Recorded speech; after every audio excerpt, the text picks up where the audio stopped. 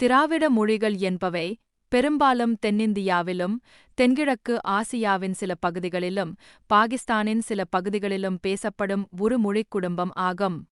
ஏறத்தாழ 4500 ஆண்டுகளுக்கு முன்னர் தோன்றிய இந்த மொழிக் குடும்பம் தமிழ் மொழியை அதன் மிகத் தொன்மையான மொழியாகக் கொண்டிருக்கிறது. திராவிட மொழிக் குடும்பத்தின் கிளைகள். திராவிட மொழிகள் பிரதானமாக 3 பிரிவுகளாகப் பிரிக்கப்படுகின்றன. தென்திராவிட மொழிகள் இந்த வகையின் கீழ் தமிழ், மலையாளம், கன்னடம், துளு, கொடகு, கோத்தா மற்றும் தோடா போன்ற மொழிகள் அடங்கும். இவற்றில் தமிழ் மிகவும் பழமையான இலக்கியங்களைக் கொண்டுள்ளது. நடுதிராவிட மொழிகள் தெலுங்கு, கோண்டி, கூயி, குவி, கோலாமி, மண்டா மற்றும் பெங்கோ போன்ற மொழிகள் இந்தப் பிரிவில் இடம்பெறுகின்றன. தெலுங்கு மொழி இந்த வகையின் மிகப்பெரிய மொழியாகும். வட திராவிட மொழிகள் வட இந்தியாவில் பேசப்படும் குருக், மால்தோ மற்றும் பாகிஸ்தானின் பலுசிஸ்தானில் பேசப்படும் பிராகியி போன்ற மொழிகள் இந்தப் பிரிவைச் சேர்ந்தவை. திராவிட மொழிகளின் சிறப்பம்சங்கள். வேர்ச்சொல் அமைப்பு. திராவிட மொழிகளில் பெரும்பாலான சொற்கள் ஒரு பொதுவான வேர்ச்சொல் அமைப்பைக் கொண்டுள்ளன. எடுத்துக்காட்டாக, கண் என்ற வேர்ச்சொல் தமிழ், மலையாளம் மற்றும் கன்னடம் போன்ற மொழிகளில் ஒத்ததாகக் காணப்படுகிறது.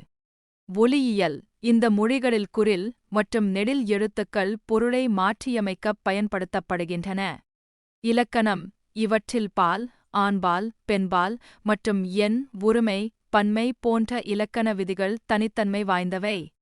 உதாரணமாக, தமிழில் உள்ள வினைகள் சொற்றொடரின் முடிவில் அமையும்.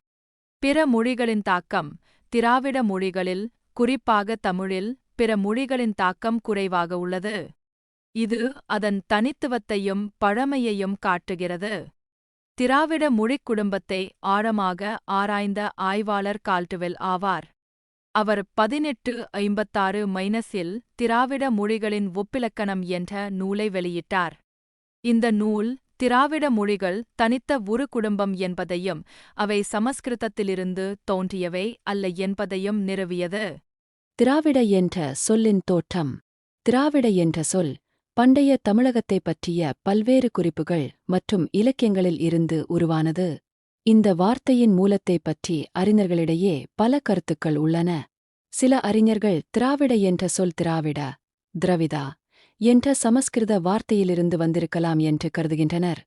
இந்த சொல் தென்னிந்தியாவில் உள்ள மக்களைக் குறிக்கப் பயன்படுத்தப்பட்டது.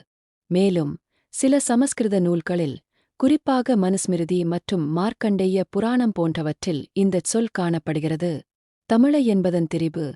மொழியியல் அறிஞர்களான வில்லியம் கால்டுவெல் போன்றோர் திராவிட என்ற சொல் தமிழ என்ற சொல்லின் திரிபு என்று வாதிடுகிறார்கள்.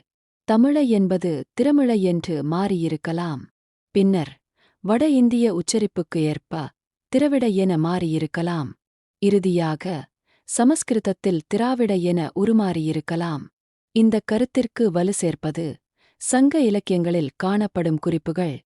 பண்டைய தமிழர்கள் தங்கள் நிலப்பரப்பை தமிழ்நாடு என்று அழைத்தனர். அதுவே பின்னர் திராவிட என மருவியிருக்கலாம் என்பது ஒரு வலுவான வாதம். திராவிட என்ற பெயர் பரவலாக அறியப்பட்டது. கால்டுவெல்லின் பங்களிப்பு. மொழியியல் அறிஞர் ராபர்ட் கால்டுவெல் தனது திராவிட மொழிகளின் ஒப்பிலக்கணம் 1856 என்ற நூலில் தென்னிந்திய மொழிகளை ஒரு தனி மொழிக் குடும்பமாக கண்டறிந்து அதற்கு திராவிட என்ற பெயரைப் பயன்படுத்தினார்.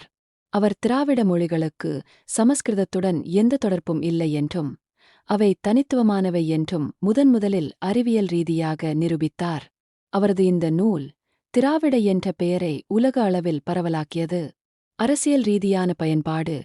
20ஆம் நூற்றாண்டின் முற்பகுதியில் நீதிக் கட்சி மற்றும் பின்னர் திராவிடர் கழகம் போன்ற அரசியல் இயக்கங்கள் தென்னிந்திய மக்களின் தனித்துவமான அடையாளத்தை குறிக்க திராவிட என்ற சொல்லைப் பயன்படுத்தத் தொடங்கின.